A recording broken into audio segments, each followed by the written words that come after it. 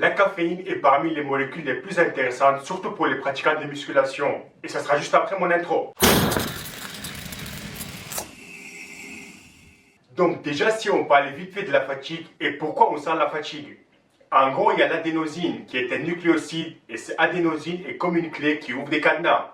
Et ces cadenas sont des récepteurs dans le cerveau. Une fois que cette clé est dans le cerveau, donc l'adénosine est dans un des récepteurs dans le cerveau, un effet spécifique se produit. Chaque récepteur a une fonctionnalité et celle qui nous intéresse, c'est le récepteur A1.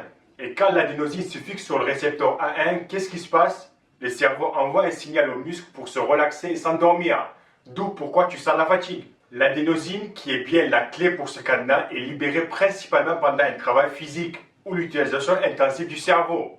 Et au cours de la journée, le corps accumule de l'adénosine, d'où pourquoi on est fatigué le soir après une journée chargée. Pour éviter ce processus, c'est-à-dire bloquer cette clé pour entrer dans ce cadenas, qu'est-ce qu'il faut? Quelque chose qui bloque l'ouverture.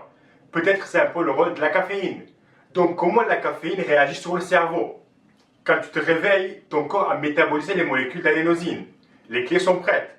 Tu es un peu encore endormi, mais tu te réveilles, tu es debout. La plupart des gens consomment du café le matin. Du café qui contient entre 50 à 100 mg de caféine. Elle est absorbée dans l'intestin grêle. Au bout d'une heure, elle devient disponible dans le sang et la plupart des parties du corps, y compris le cerveau. Comme la caféine commence à entrer dans le cerveau, le pic est au bout d'une heure et demie, 2 heures. Elle commence à concurrencer avec l'adénosine.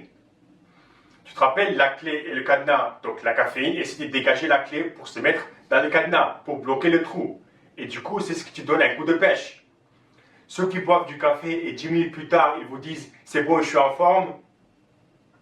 Et finalement, selon la quantité de ça dans le corps, il faut entre 3 à 10 heures pour que les molécules de café se détachent des récepteurs de l'adénosine. Donc l'adénosine commence à se lier aux récepteurs et tu commences à sentir la fatigue, les muscles se relaxent et tu as sommeil.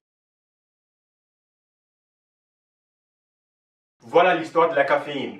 Mais avant de terminer, je sais que vous allez me demander, la caféine dans le pré-entraînement, ça marche de la même manière?